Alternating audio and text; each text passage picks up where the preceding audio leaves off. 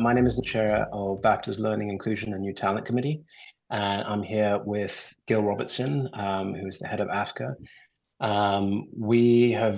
This series has started in February. It is now Black History Month in October, and we are finally reaching the end of this series. And we're very excited to introduce a series to talk about subconscious bias within the media. And to do that, we've got together a really wonderful collection of journalists, publicists, curators from either side of the Atlantic. And the idea is to really discuss what it is that is preventing diversity within the entertainment industries, within the media infrastructure, what is causing any sense of dysfunction, what are those dysfunctions, what are the institutional dysfunctions that are holding Black entertainers and journalists back from being able to really see themselves within the media or be seen within the media. Gil, over to you. Absolutely. This pairing started, as Nyasha stated, in February, Black History Month in the US, and has run through and will come to its conclusion now that it's Black History Month in the UK. And so our hope is to foster a better understanding, greater connectivity between African descended people on both sides of the pond so that we can all collectively grow in every area, both below the line and above the line in arts and entertainment. So we're going to jump into this because our panelists have a lot to say about the realities that they have lived through, that they may be living in, and how they are successfully navigating those circumstances to have fulfilling and prosperous careers. Without further ado, we're going to hand it off to Carla Renata. Thank you guys for joining us. Please stay in touch with us afterwards and let us know what you think. Take care. Hello and welcome everybody. Thank you so much for joining us for the Struggle to Be Seen, Uncovering Subconscious Bias in the Media. I am your moderator and host, Carla Renata, and I will just start bringing everybody to the stage so that we can get the conversation going. Let me first welcome Miss Mia Farrow, Director of Hanson Film TV Institute. Hi, Mia. Hi, how are you? I'm great. Miss Jasmine Sipkins, a reporter at KTLA in Los Angeles. Hi, how are you, everyone?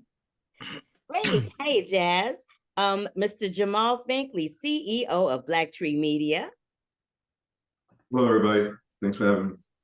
Tony Menviel, the presenter at Jazz, I think it's Jazz FM. Jazz FM, yeah. Jazz FM. Yeah, that's Jazz FM. I say horrible, old. Biggest commercial jazz station in the world. There you go. Great. And Nice to meet you. Nice to meet you. And last but not least, Rico Johnson Sinclair, the director at CineQ. Hey, everyone. Hi. Hey. So let's go ahead and get this party started. I will start this off to get the conversation started. I was in New York recently and was in a Uber with another journalist, a white journalist. And when I said that I used to live in Harlem, they immediately was like, oh my God, you must be so glad that the neighborhood has changed. And I said, it's called gentrification. and then I said, and then they went on to talk about how bad the crime was in the area. I said, see, that's some film and TV stuff that y'all watch on TV. That is not the reality. The neighborhood was nice. It was friendly. People walked me to my door, helped me get my groceries, helped me get to my house. And that brings me to the subconscious or unsubconscious image that people have, whether they're in the media or not, of Black people, right? And so I just wanted to get your thoughts on how you guys feel about those images that people see in film and television and certain projects where they see Black people portrayed as thugs, where they see Black people portrayed as drug dealers or whatever, how that ultimately filters down to the media that we cover and how it ultimately affects us as well. I mean, I comment this from the public relations side, but just as a human being and as a consumer of film and as a lover of film, it is a shame that that still happens, because you would think that with this incredible explosion of talent and creators and storytellers that we would have moved forward from that. Not to mention that, even speaking of, Harlem, the Harlem Renaissance, incredible cultural creativity that came out of that community, that anybody would say something. So unfortunately, ridiculous is really a sign of where they're at. But how do we uncrack that when there are people telling other stories, incredible creatives telling other stories of Black life? Why is that still stuck for some people? Absolutely. This was an older gentleman too, so he's probably stuck in a certain Generational mind. Jamal, can you address that? Thank you, Mia, for your answer. Whoops. To address it and to bridge the gap between the ponds, I'm going to use a quote from Winston Churchill, where he said, "History is going to be kind to us, for I intend to write it." So as long as we don't own the media and they have the right to write the narrative, then those images that we see portrayed, or the stereotypes that are put on to those outlets or brands of media is gonna not be in our control. So I think us having a bigger foothold in the media, a bigger foothold in owning platforms, will be the way that we can make history kind to us, because then we are writing it and we are recording it. So I think that's probably the biggest issue when we're talking about that. Thank you. Jazz, welcome back. Thank you. Don't know what's going on this morning, but really quickly, I had a longer story about an experience when I was living in Spain, and my roommate at the time was from Russia, somewhere over in that part of the world, sweetest girl. And when she would tell me about America and what she knew of the US, it was through films. So Boys in the Hood was like one of her favorite movies, or she'd seen stuff like Juice or Poetic Justice. And it was very interesting to me because she was always so surprised, like, "Oh my God, you're so nice, you're so this." And I remember having a conversation with her and telling her, one, she should expand the movies that she sees, but also it was about what she had access to in her country and what was available at the time. And so I do love seeing how portrayals of Black and brown people have expanded with streaming and with just more access to creators being able to tell their stories. And I think it's helpful so that around the globe, people see us and see us in all different ways, that it's not just gangsters and thugs. And those stories played a huge part, I think, during the 90s in telling what it was like living in the inner city. But I also do think that diversifying the storytelling is going to be helpful. And then we as media also helping to get those stories when they are put out into the world, making sure we're championing those, even if they're small independent films and things of that nature, so that the world knows about them, because it really does affect how people see us, not just in our neighborhoods, but globally. And that was really an eye-opener for me as a young girl coming out of college. So that's— And you make a really good point, because my career in public relations has always been international, so dealing with those global markets. And for a long time, there's been this, notion or this tall tale of how Black films don't travel internationally. And, thank goodness Ava DuVernay at her press conference in Venice this year spoke about that, because as someone who worked in international, well, now it's been about 27 years, the number of times it would be said that distributors, well, unless it's a big blockbuster film with a big Black talent, it's not going to travel as well. And that's why, to the point of your story, there are people who only have a particular view of Black life because, of that fallacy that these other films about our life may or may not travel. Yeah.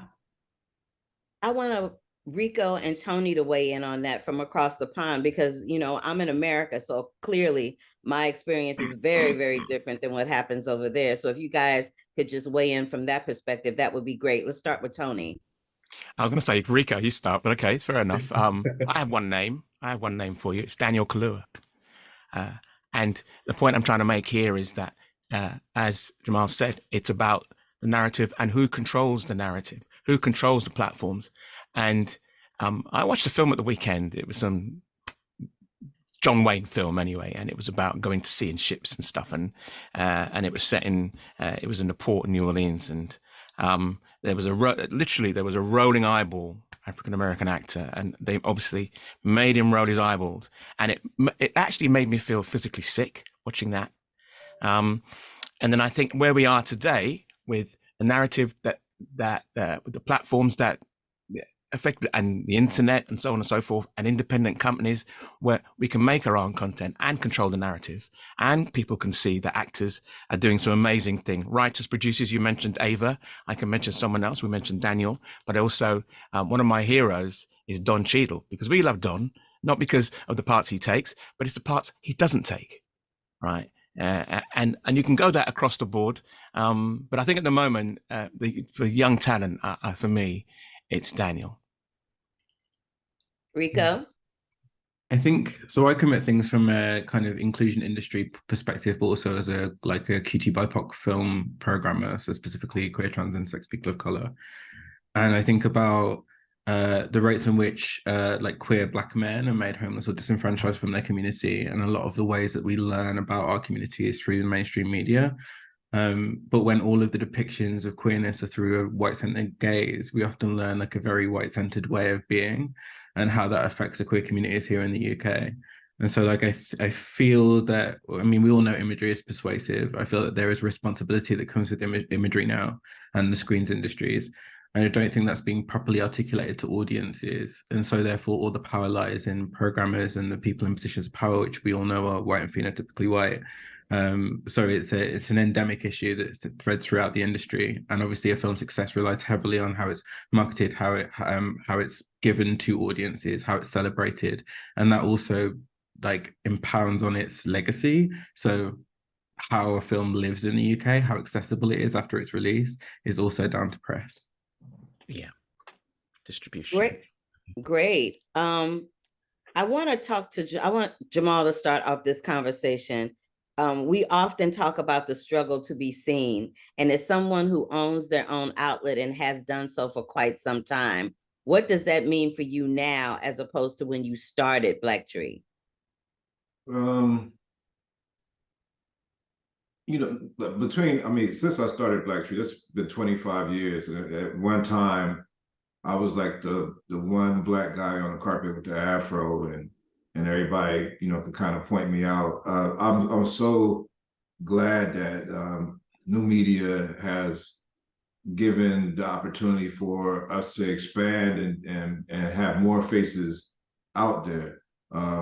Whether we're at the end of the line or not, it's just great to have more faces. Speaking of Don Cheadle, I remember when I was covering Iron Man, and I was in a press conference, and I was like I don't know if I was the only Black person in that room, but I feel like I was one of the only Black people in that room. And I wanted to ask, because I was a comic book fan, and I knew about this character War Machine. I knew that he was taking over for Terrence Howard, and I wanted to ask some stuff about the character War Machine. But I watched the room just go around and talk to everybody else, and ask questions to everybody else. So then I felt the responsibility as the only Black voice in there to talk about the significance of him being there. As I couldn't talk about the character War Machine. As we get more voices and more people, more faces, and we get to be, more authentic journalists, and we don't just have to ask the question that needs to be asked because nobody else is asking it, because we have more people to ask it, and that's what feels better now, to see more people. So maybe by the time it gets around to me, I can ask about War Machine because Carla or Jasmine or somebody else has already asked about, that question that needed to be asked. So that feels better. I think that makes us more whole as journalists to be free, to not just have to ask the obvious question that nobody's asking because nobody else is there to ask it. Absolutely. Rico, being a director at CineQ, what does the struggle to be seen mean for you? You're the director of, you know, a certain type of genre company. And so there was a time, like Jamal said 25 years ago, that you wouldn't see this eclectic collection of brown people on a screen having this discussion. Yeah, for sure. And I definitely feel like what we've now learned, especially from the successes of films like Moonlight, is that when a film is successful from a intersectional, historically marginalized community, then more films like that are created. So people always want to cash in on the idea, but they want to prove that the idea is sellable first. And so I definitely seen a change in the way that films that are QT BIPOC are being marketed or being spoken about in mainstream media or press. I still see a lack of authentic authorship though. Those stories aren't being told, those narratives aren't being told by queer, trans, and intersex people of color. They're not even being told by, you know, Black and global majority people. They're being told by white people, and always from a voyeuristic standpoint. I guess my interests lie in like festivals like Outfest and BFI somewhat, even though it's inherently tokenistic, but they're creating opportunities for Black and global majority critics to actually go in there and do the work and sit within companies and get that experience and leveraging their power for us, which I think is a better way of moving. Great. Mia, let's talk about it from a Film Institute point of view, because as I've said, we saw for the first time a few years ago, a Black woman heading up the Sundance Institute. She's now since moved on to other things, but there was a moment where we didn't see women of color or men of color really running those types of institutions or being a director at those types of institutions. We still have someone of color over at TIFF, but I just want you to speak to that from that perspective for a minute. Of course. The Hanson Film TV Institute is a small institute that sits within the film school at the University of Arizona. And I still do my PR work and my consultancy work, but I was brought to the university to head up this institute in order to really infuse with a lot of students coming into this industry, what it is and how we can look at our business in a truly intersectional way. I was fortunate enough to work with Rico at the British Film Institute. Both of us were there for quite some time. I spent 5 years as the PR manager across our festivals. So for me, taking this step for a couple of years is about allowing students of color, and that's Black students, Latinx, Indigenous, queer students, but for them to meet me and to see me, and for me to be able to kind of share 27 years worth of information and learnings, and for them to feel seen directly, so that anything that the Institute does, the filmmakers that we bring in, the films that we show, when we talk about festivals, when we talk about PR and marketing, when we talk about distribution, that everyone that I bring through our Institute is a bit more reflective of the reality of our population. Thank you so much. Tony, from a FM radio digital space, how have we seen things shift and change there, if you wouldn't mind sharing? Well, two things. The first of all, what was it, the late 90s, early 2000s? BBC brought in One Extra. And it was basically a radio station that was all about young Black presenters, Black music, etc. And I was not really happy with that, because I thought it was a way of the BBC literally trying to marginalize what were Black people as presenters and take them out of the mainstream and just corral them somewhere different. But what actually happened within the ecosystem was that One Extra became bigger than everything else. And literally every other radio, apart from Radio 4, which is like the news channel kind of thing, adopted in their own ways, the whole one extra ethos. And I really did laugh at that. I thought that was brilliant. But from my own perspective, from my own experience, in its present incarnation, I think as a company within Jazz FM, I literally was the first Black presenter. I know that sounds ridiculous for a station of Black music, but I've been with them for 7 years now. It took me twice as long to get there than, as we all know, as Black people, you know what we're talking about here. It takes us twice as long to get half the distance, and we have to work 5 times as hard. But I got there, and I love every minute of it. But yeah, literally, as I was the only Black presenter on there, I was getting certain kinds of assignments. And now narrative has changed. We've got about 4 Black presenters now, out of I think it's about 8 or 9 of us. Yeah. Presenters, and now people are starting to take so I'm part of a brand called Bauer, which has rock stations as well, and I grew up in a whole different environment. I worked in a record shop from 10 years old to when I left to go to college, working for 2 hippies who schooled me in everything from Miles to Led Zeppelin. Right, so I have this. It's all up here, right, and it's just getting it out. I spent the last 40 odd years trying to get it out, and then people begin to realize, because they have an expectation of you as a Black presenter, so you must like that. You can only like that. You can't like anything else.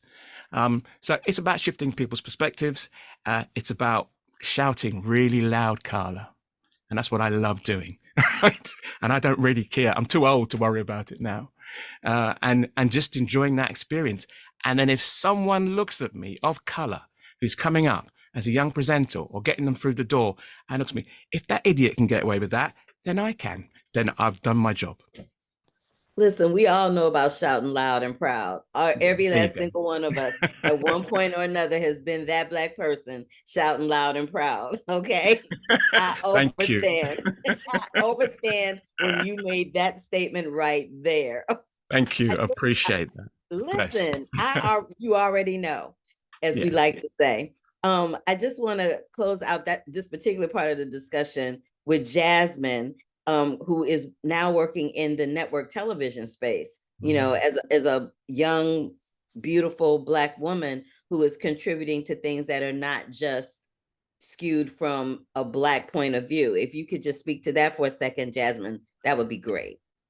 Wow, I was thinking about that even days leading up to this panel discussion about, you know, we talk about subconscious bias and how a lot of times the media plays a part in that. But when we're not in the newsrooms and we're not in a position to really help navigate what stories are being put on television and having a say, you know, I think it really also affects how we're portrayed as Black and brown people. And so now that I'm at, you know, a big station, there's 4, I think, Black reporters at my station. 3 of us are women, and they actually just hired a Black guy. So there's 5 of us now.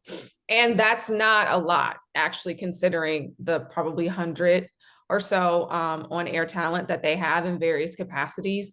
And what I do love, though, is that I was very adamant when I took that job that if I could not amplify people that look like me in whatever I was doing, then this wasn't the position for me. And I appreciate that they were open to that and they continue to allow me to do what they call community stories. But I love that those community stories aren't just talking about, you know, this particular thing that everyone else is talking about, you know, be it crime or whatever, and colors and communities of color, that I get to talk about these businesses, these people, you know, they're allowing me to do these stories called Angels in LA, where I get to talk about people and all the amazing things that they're doing. And every single one of those angels are Black people, because that's important to me. And I feel like it's a rare position. And so I know that when I talk to other reporters across the nation, they don't all have that same experience, but I do think it's important that you open up your mouth. My grandmother would always say, closed mouths don't get fed.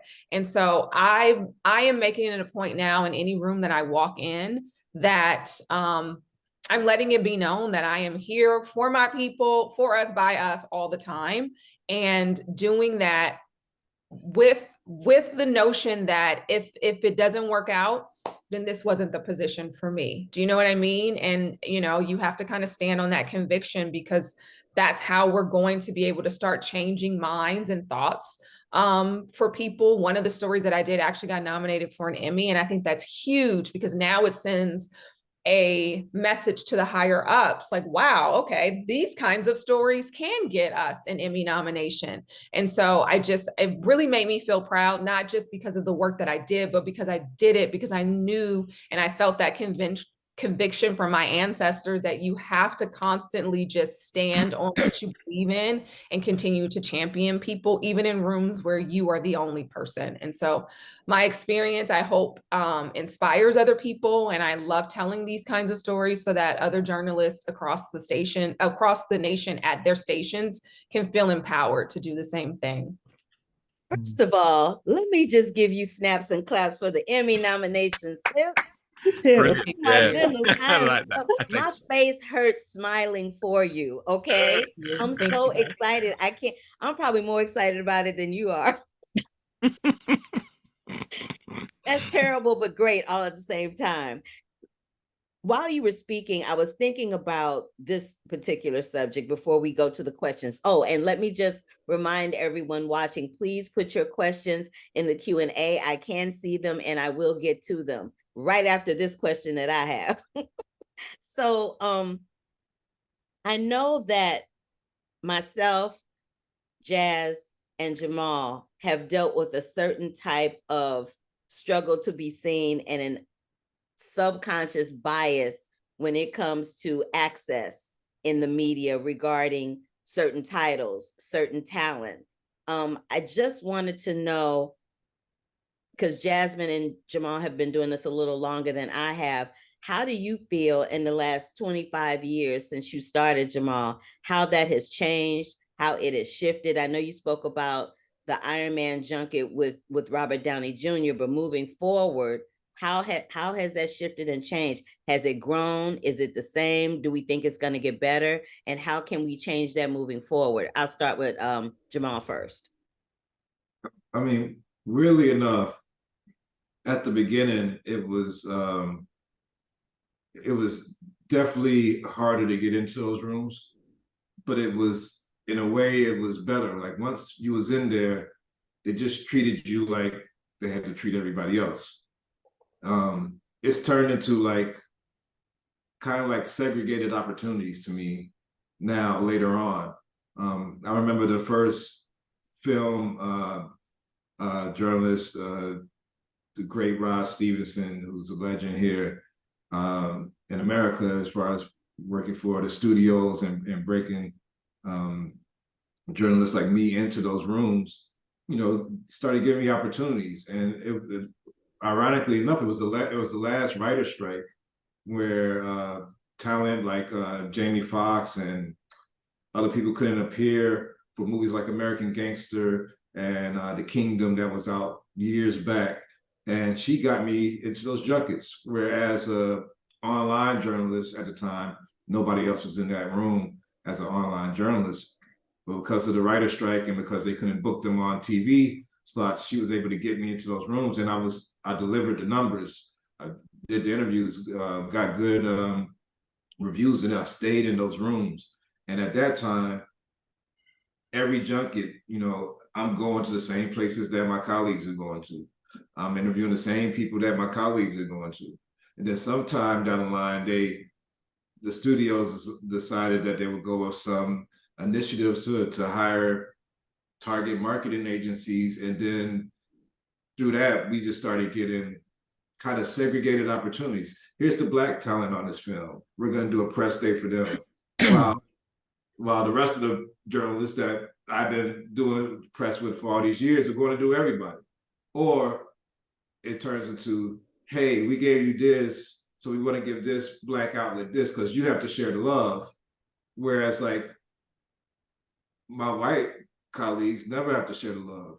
They don't tell them on Black Panther, hey, you know, this is Black Panther, so you can, you know, this is not your market. We're going to give this to all the Black journalists. They still do Black Panther, and we don't do like some of their films that they think that we don't, you know, kind of jive with. So I feel like at the beginning, even though there's more of us in the room now. I feel like in the beginning there was more of a fairness to the opportunities, and now whoever's in those boardrooms and those meetings that decided that this was the strategy really really kind of like made it worse to me. Jasmine, do you think since Black Lives Matter, it's gotten better or worse, or do you think it's kind of stayed the same?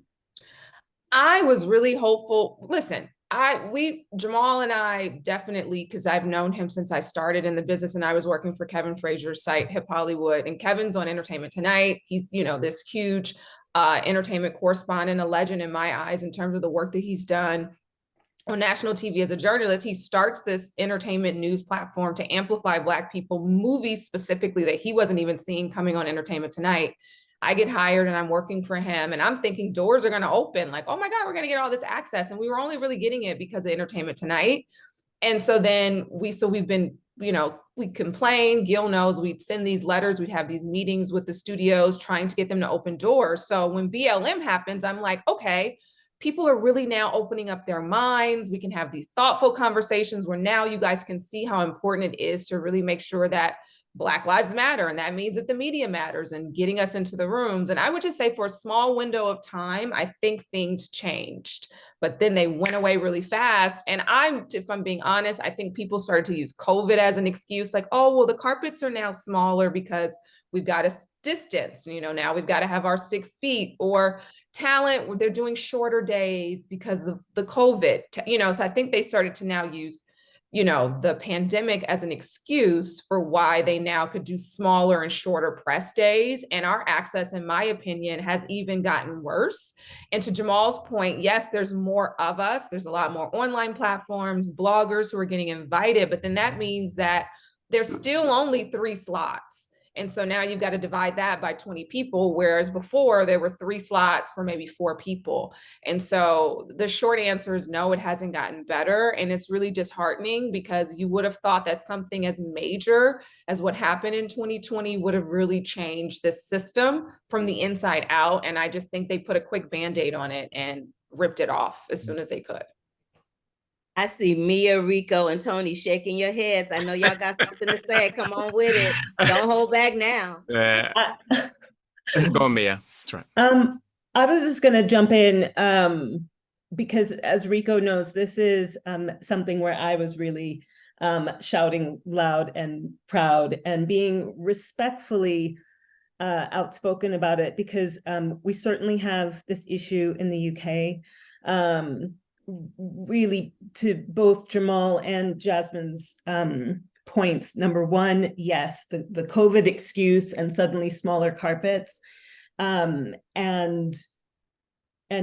publicists who run red carpets feeling like they had the right to make the excuse that everything is shorter and smaller, and even on films featuring Black writers, directors, the best of like Black, British, and African-American talent, that there were going to be people that they weren't going to accommodate.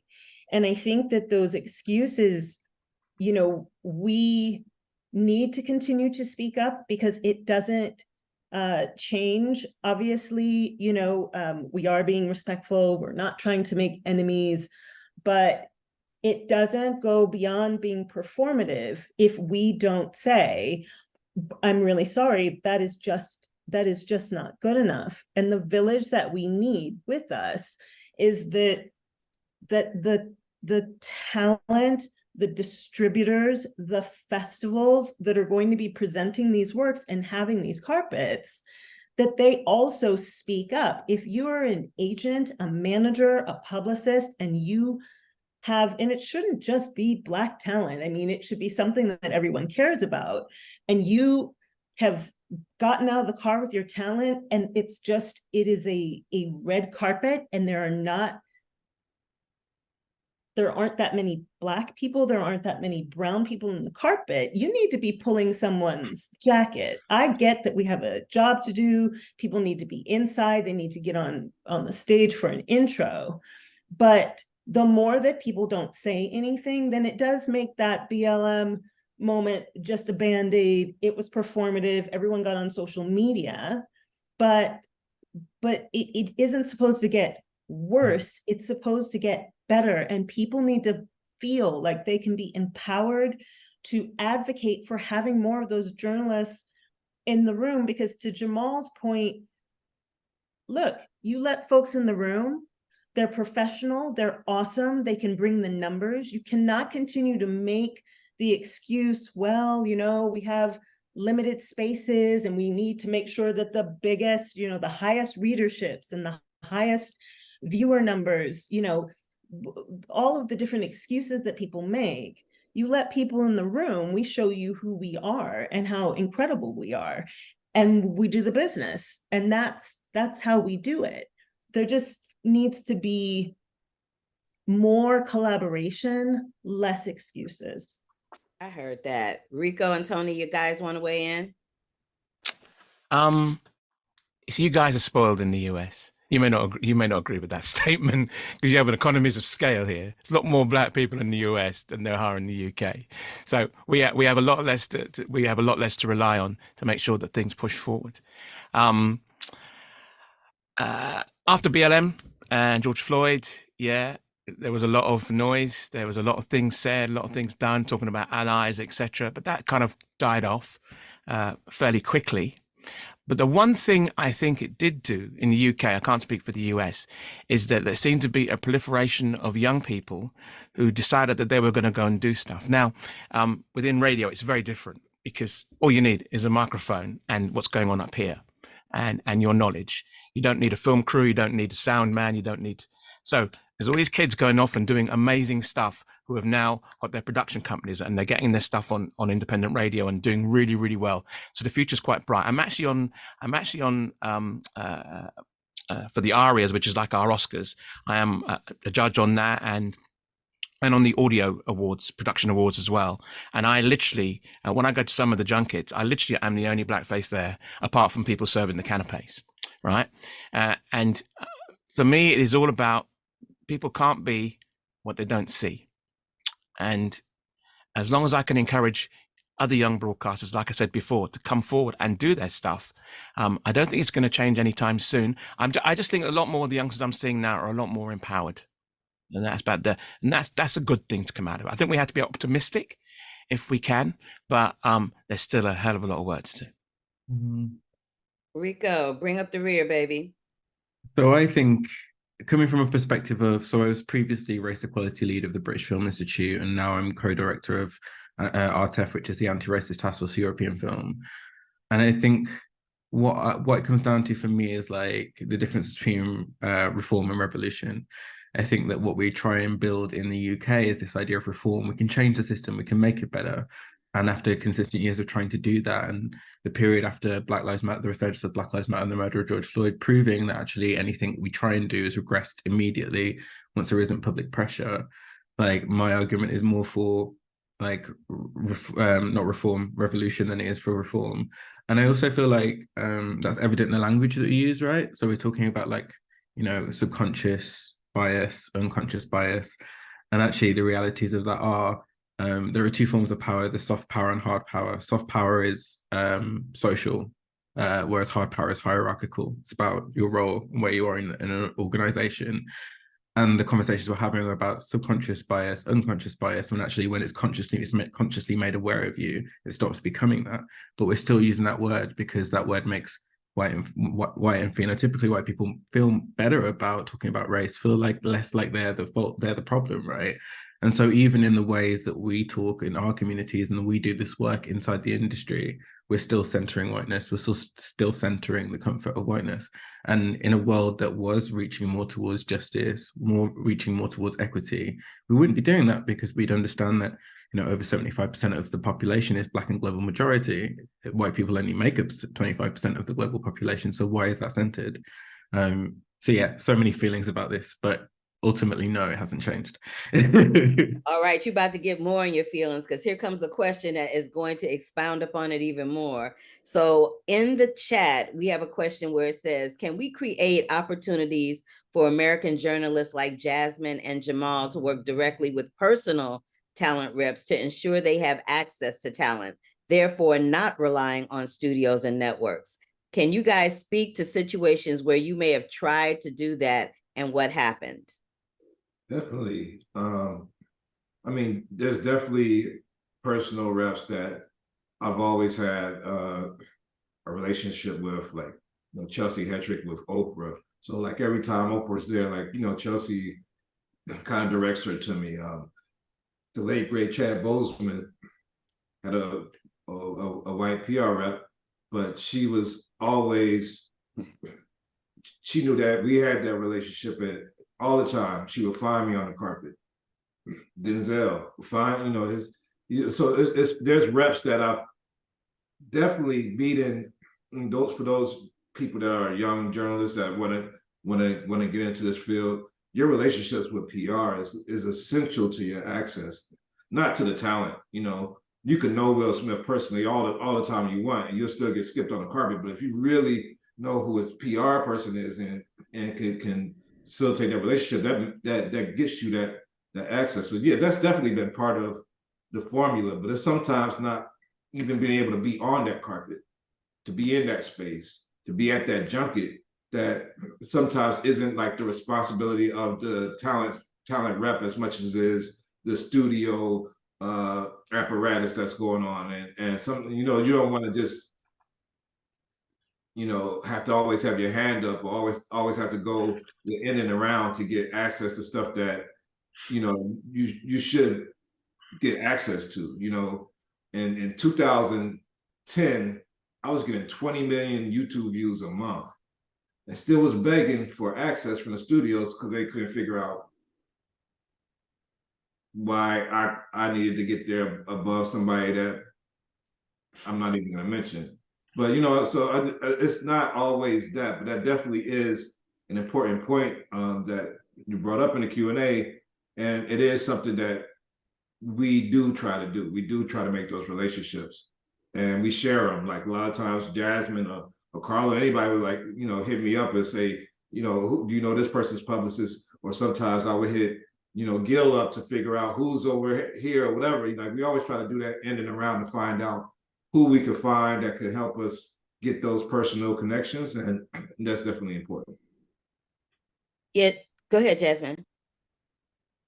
I was going to say, Carla, were you going to move on? Or because Jamal has kind of said it all, I was just going to say the quick answer is the relationships are so important, and the direct relationships with talent actually are so helpful. Jamal, I know you can remember this. We flew to Marvel for the set of the film when help me out, what's her name, the actress, the white actress that was the lead in that Captain Marvel movie, Brie Larson. Brie Larson. Brie Larson got on stage and basically was like, why don't I see any Black journalists and Black critics? And this was a huge award show, and or at least a huge luncheon or dinner, and it made headlines. And she was basically like, I don't see any people of color who are critics and journalists in this particular room, and I don't really see it quite often.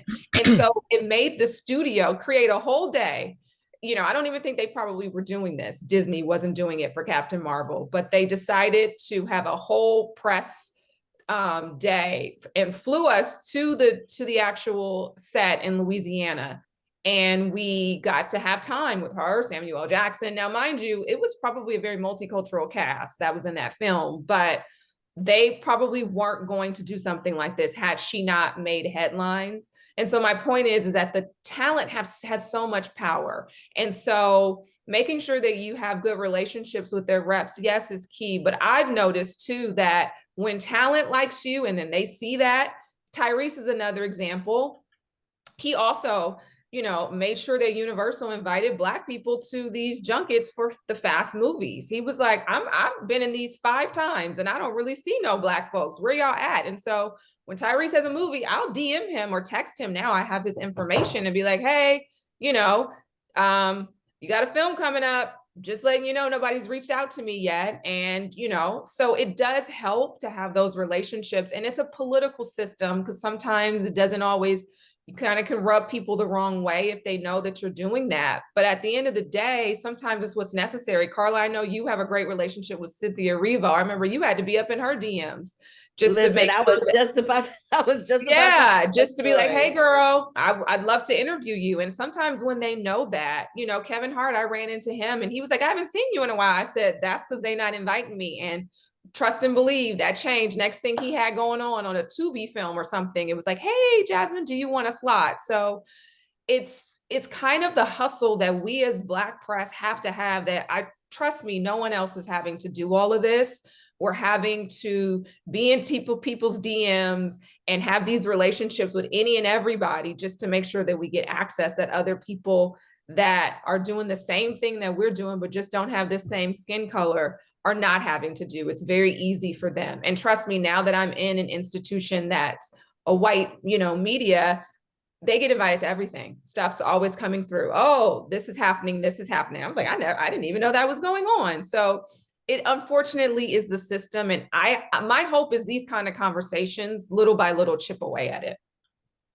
It's important for you to say that here, because we have all of these incredible BAFTA members, and having been certainly with the London Film Festival on the side where the lists are going through to the distributors by the PR teams that run the carpets, it's super, super important, you know, if you are a distributor, if you are the person getting those lists, that you have a look at them and that you also have a voice in saying, hold up a minute, where are these journalists? Where are these outlets? So that it isn't just about you guys having to do the hustle, but that you have advocates in all the different aspects of the business where people can also be trying to work from the other end at that as well.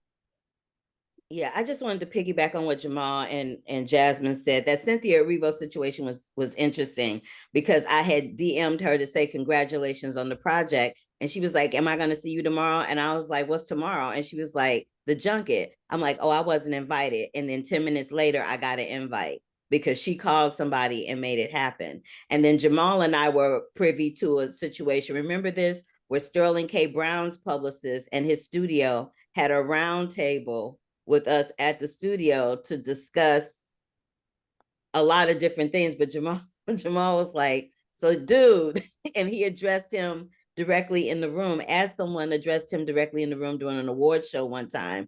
And I have to say that his publicist in particular has made it a point to reach out to people of color when he has projects coming up. So it depends on the studio, it depends on the talent, it depends on the PR reps, but it all can be rectified. I'm going to go to this other question that I think is for our UK brethren. It says, do journalists in the UK feel beholden to their employers, and does that effectively censor you?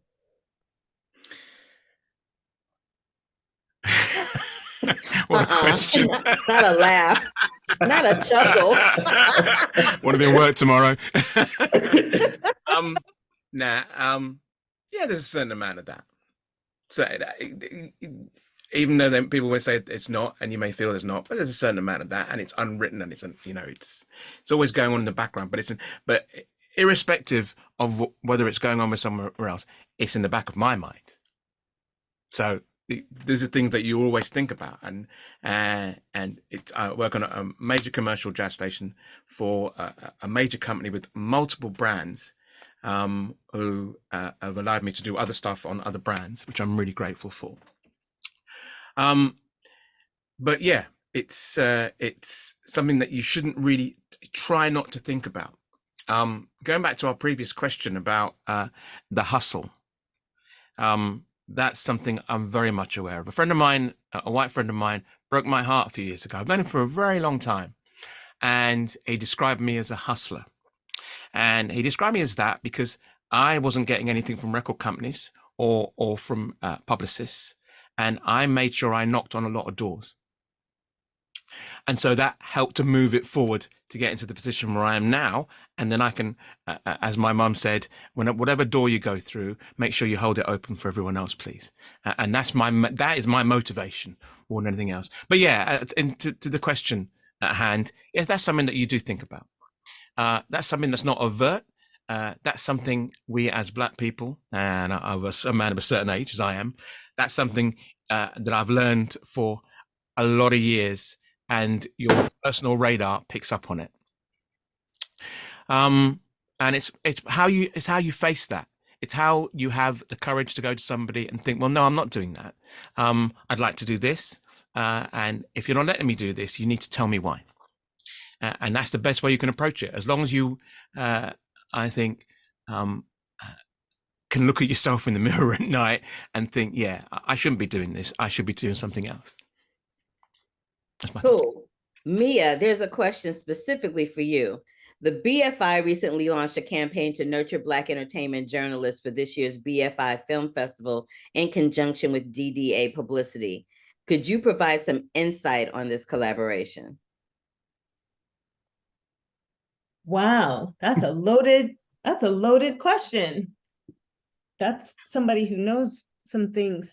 I think the best way of answering that is that I have very strong feelings about it, and I want to stay centered from a place of integrity and dignity, but also grace. But equally, if someone's going to ask a direct question, I'm going to give a measured and direct answer. I think that initiatives are really great. There's some wonderful initiatives. One of them, I was program managing for a while at the BFI, which was our critics mentorship program, which did start for people who were trying to enter into the industry. That was a wonderful initiative to give them an opportunity to get into rooms and to get experience that they wouldn't normally have. As I've said here, I spent 5 years at the BFI, at the LFF, really advocating for Black journalists on the carpets and really, really pushing to make sure that they had a place. And some of the excuses that I mentioned earlier is when folks are afraid. I think there's a lot of fear. There's also some complacency that comes out of privilege. But some of the excuses over time that were heard was about people's either readership numbers, was the equipment professional enough, when we all know that these days there are plenty of white journalists on a carpet. They got an iPhone, they got an iPad. There are all kinds of different ways of shooting content, that the questions weren't as professional, all things that I really had to contend with for a very long time. And one of the things that kind of came up, which I personally, as a woman of a certain age, found very offensive, was that maybe the way to fix the problem in the UK of not having as many Black journalists on the carpet would be to do something that would help some press to know how to ask more professional questions or to have better equipment. And at the time I said, excuse me? Because to me, it was an incredibly idiotic and offensive thing to say. How dare anybody try to make an excuse for the fact that they are not giving people access unless there's someone like me sitting there leaning on them saying, you're going to put these people on this carpet and you're not going to put them at the end, that anybody would say such a thing. And unfortunately, you have a lot of people in these institutions who are afraid because they don't want to upset the agencies that they have to work with. They don't want to upset a distributor, and they don't really understand that anything else is performative unless you say, hey, you know what, I'm going to stand by my employee who's saying this needs to change. I'm also going to listen and say, if you are a professional Black journalist in the UK and you've been doing this for 10, 15, 20 years, you do not need someone to say, hey, let's partner on something so that we can help shape how you ask questions and the equipment that you have. And we're going to set up an initiative so that you can have more places on the carpet. As a friend said to me, you just need to put them on the carpet. You need to let professionals come and do their job and not make excuses or initiatives that allow you to pat yourself on the back or allow you to make quotes about how, we want to make sure that we're reflecting, the population of our very diverse city. This is important to us. That's a quote from people, that are trying to cover things up because maybe they weren't doing the right thing in the first place. Please stop talking about it. Please just do it. Give people the opportunity to show up and have a spot on the carpet. I feel really strongly about it, but I know that for some people, if they're starting out, wonderful to have partnerships and initiatives. But I do know whether or not they feel empowered enough to say something. There are amazing journalists in the UK who do not need any kind of partnerships or initiatives. They just need people to respect them and let them show up and do their job. All right, Mia has spoken, honey. Someone asked the question. I couldn't not listen. You said what you had to say, and I am not mad at you. And you did it eloquently and very passionately, and it is much appreciated. Trust. Thank you. I want to ask this question to the group. It's from the chat. I've noticed, let me see. So this is from Samuel Golding, and he says, I've noticed as a fiction film watcher and from working behind the scenes that filmmakers prioritize representation over telling a good story, which impacts the quality of the film and ironically seems to harm the image of the group they are trying to represent. I was wondering what you think is the best way to maintain good representation in film while still prioritizing telling a good story. I can go for this one. All right. Yeah, I think the thing that often happens now, especially off the back of a lot of inclusion initiatives and the resurgence of Black Lives Matter and the murder of George Floyd, is we have narrative appropriation, right? We have people telling stories from minoritized communities that aren't from minoritized communities.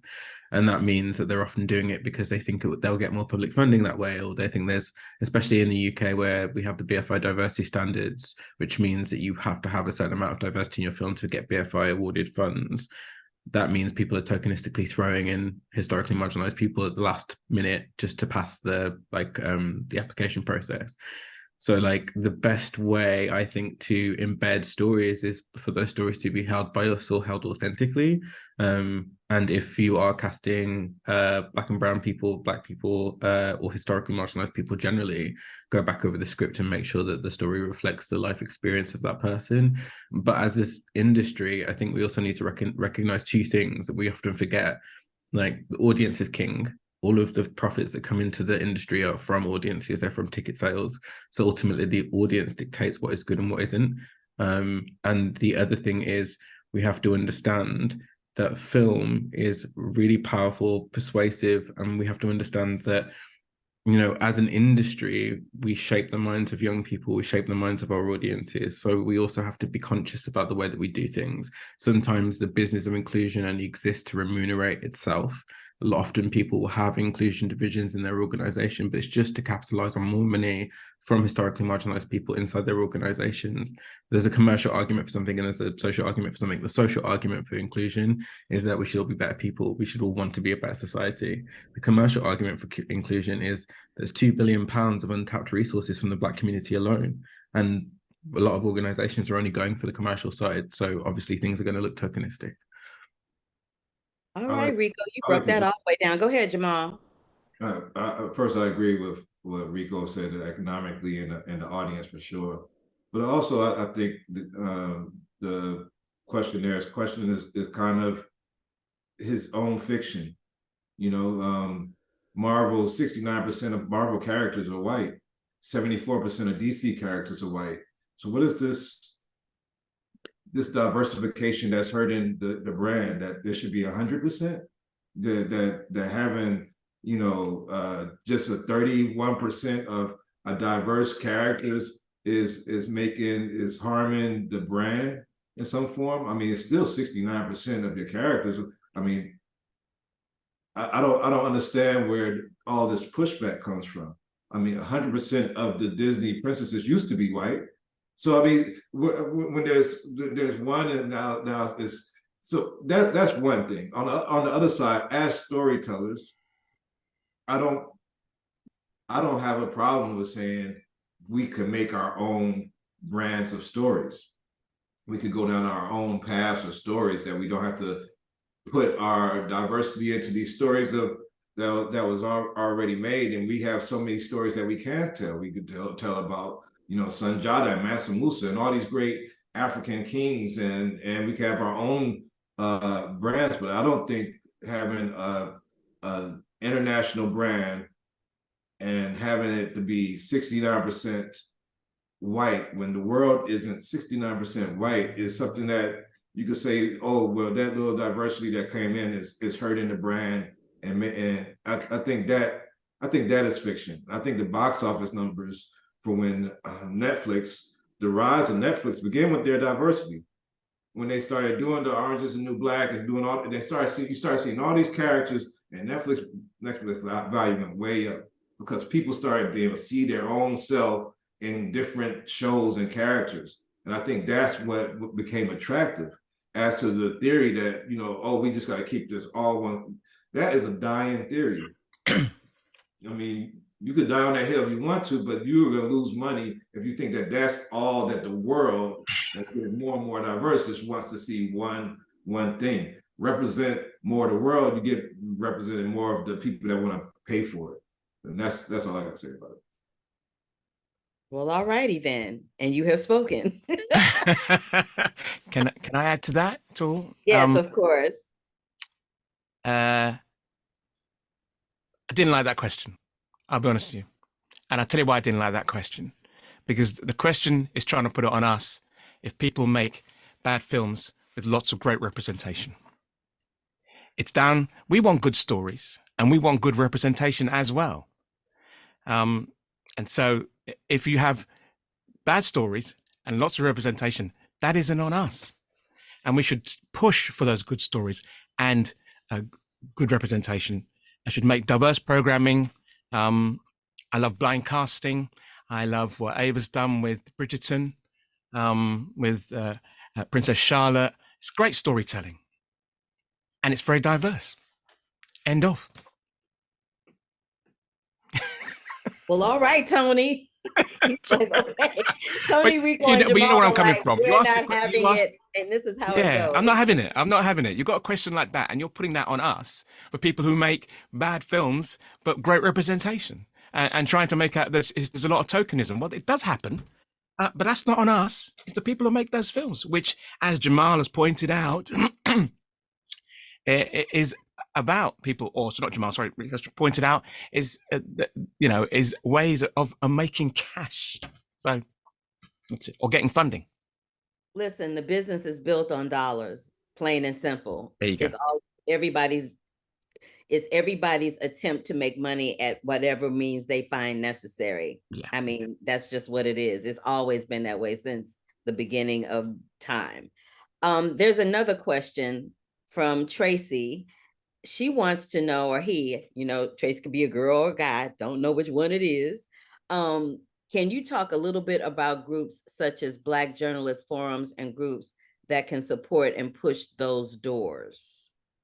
And by those doors, I don't know if they weren't specific about those doors, but I'm guessing they mean diversified doors, or doors that can support Black journalists and Black artists. Well, I think AAFCA is one of those. One of the things that I do love about this organization, this Critics Association, is that we've always made sure that we have amplified our people and our storytellers, and that we always make sure that that our group is us, right? Like, I think that was the foundation of when Gil started this, was that it was because we weren't seeing a lot of us get opportunities as Black journalists and Black critics. And so I think this has been a helpful place too for us to have camaraderie and talk through some of the issues that we've been having in the industry, but also championing storytellers.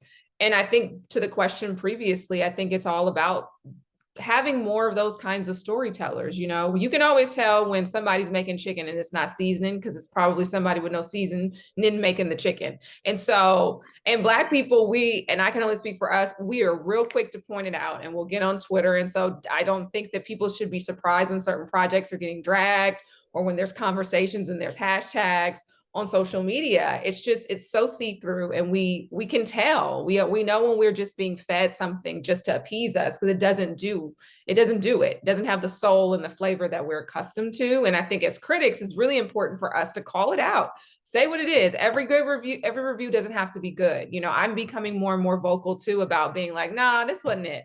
Sorry, this was not good for our community. This storytelling wasn't it. I'll break down why in a very, I'm not being disrespectful, in a very respectful way. And I think that it helps to be able to have those kinds of conversations. But yes, I think there are organizations. NABJ is also an organization that I think is great for Black journalists, National Association of Black Journalists. And I think it's really important for journalists, no matter where you are, to get involved in those organizations and really try and make sure that as you're working to make opportunities for yourself, you're pulling other people with you. Yeah, that's the vibe.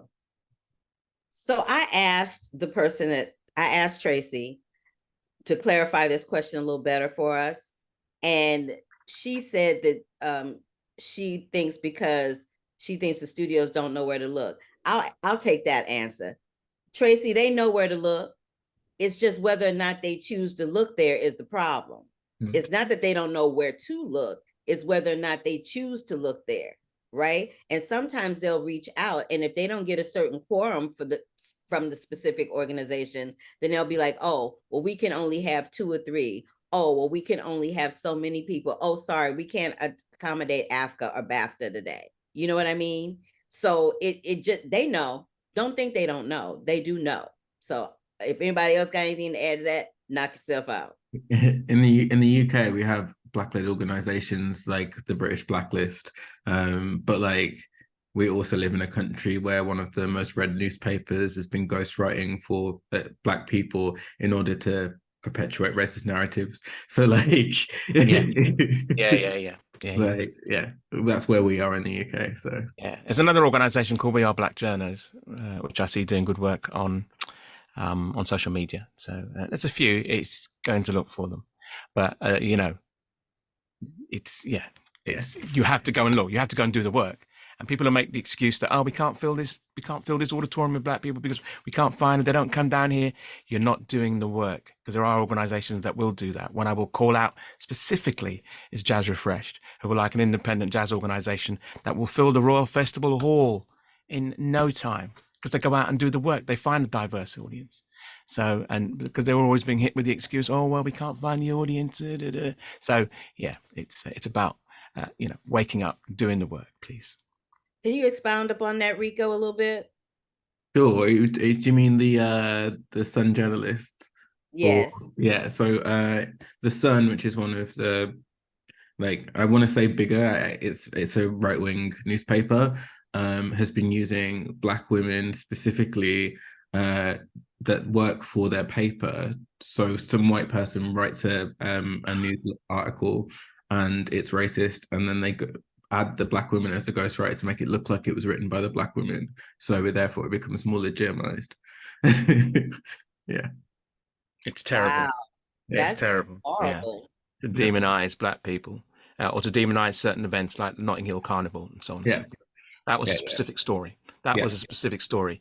And the way that they portrayed the photographs in that, it made you want to cry, because they're very clever about changing the perspective of photographs to make them look, well, you know how this thing works. Yeah. It's all about smoke and mirrors. So. And so on Twitter, people started asking the authors if they actually wrote the article, whether they were just put on as ghostwriters, and a lot of them admitted, yeah, we were just put on as ghostwriters, and actually the Sun does it all the time. But yeah, there's never any repercussion for that in the UK. I think that's the biggest hurdle that we have in inclusion work and also in the mainstream media. There's no repercussion for any of the actions that are currently happening. So it just happens again and again and again.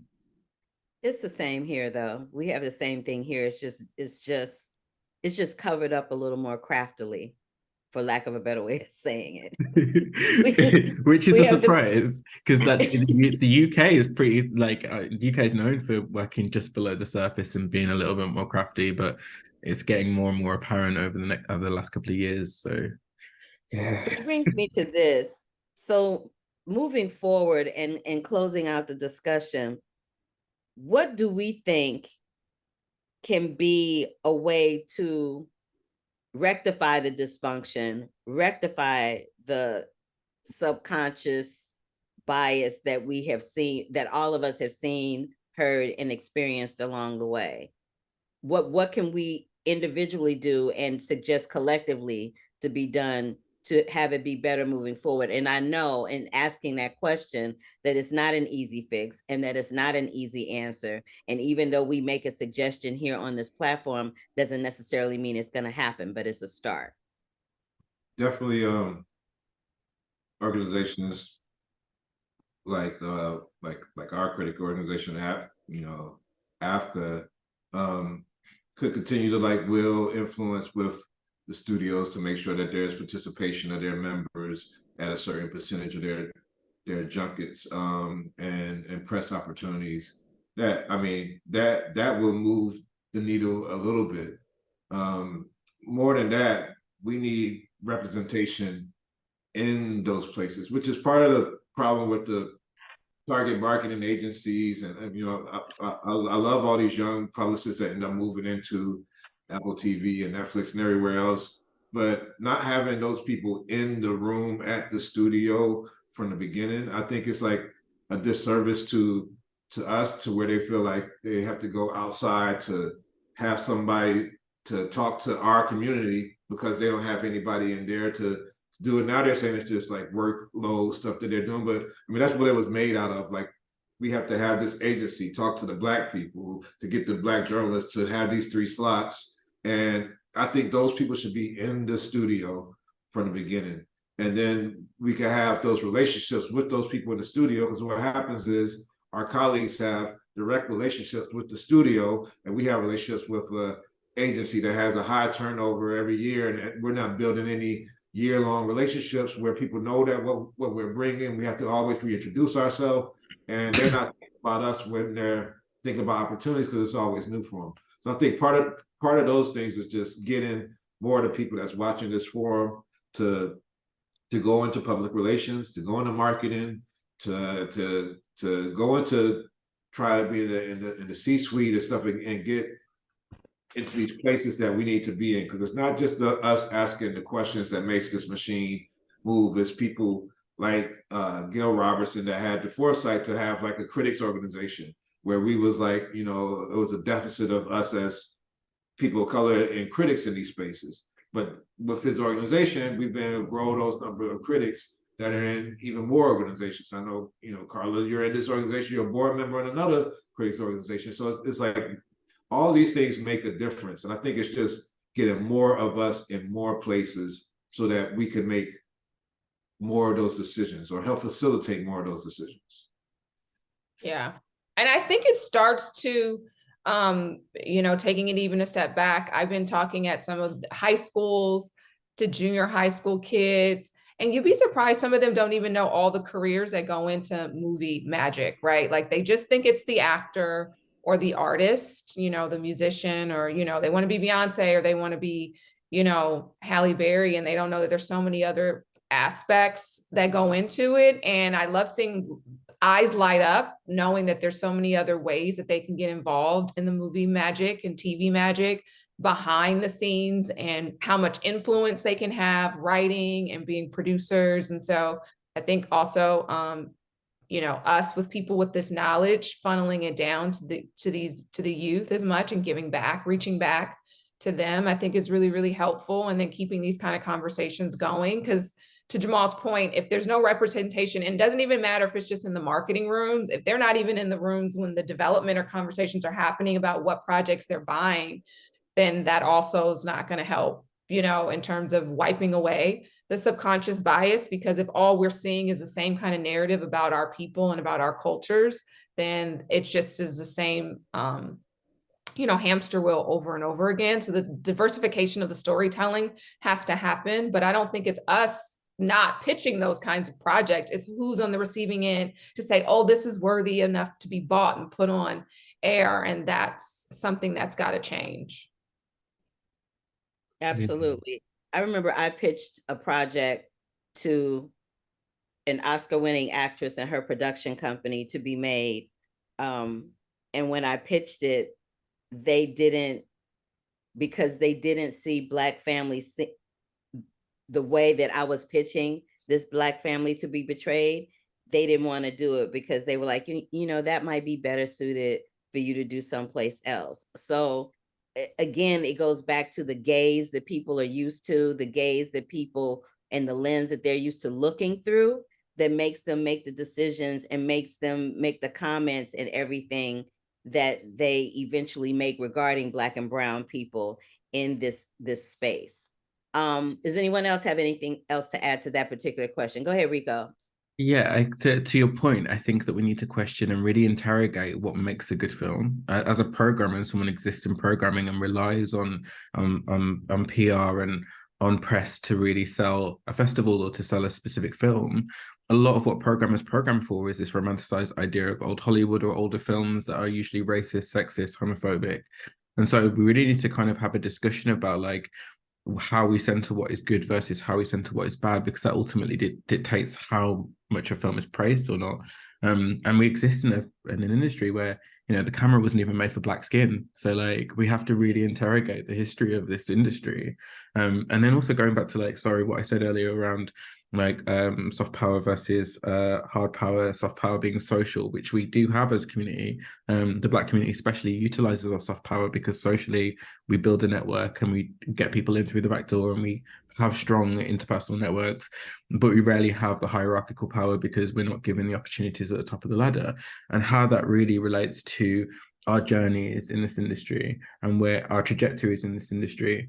So we also need to think about how we get seats at the table to build our own industries or build our own systems, because it's about revolution versus reform. Can we change the system as it currently is and exist inside it, or do we need to tear it down and start again? And what does that look like?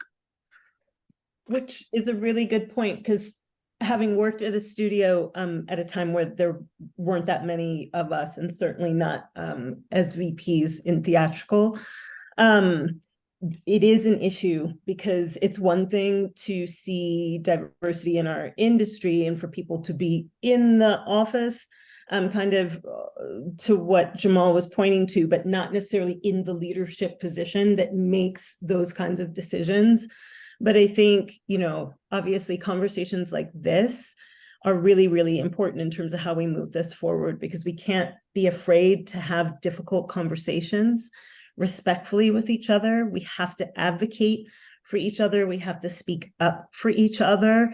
And where we see these injustices, we have to be able to stand together and to be brave and to have conversations with people who may not agree with us or come from different backgrounds. Otherwise, we're going to continue to have these conversations without being able to actually see the movement. It has to be okay for us to have rough conversations. Real quick, we got about 2 minutes. Just agree with Mia, really. That's definitely the thing. I think everyone needs to go and see something called Dreaming Whilst Black. It's a program that was written here in the UK and produced, and it basically is all about the conversation we've just had over the last hour or so. Personally, literally, as long as you keep your integrity, you try and mentor people. Very important. And then from a micro point of view, I always encourage every young Black creative I see to start their own production company, because they'll come up with an amazing idea and they won't necessarily get a seat at the table, but it does happen. And case in point is Michaela Coel. So. Jazz, you want to give closing remarks real quick?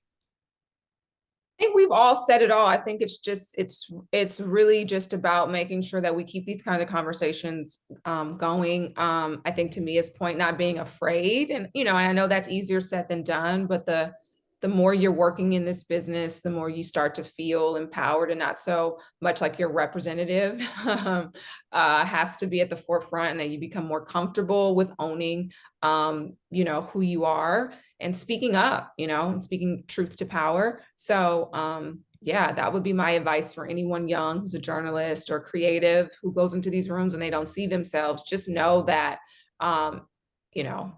there's nothing wrong with speaking up for yourself. And if that door closes, it's okay. Another one will open.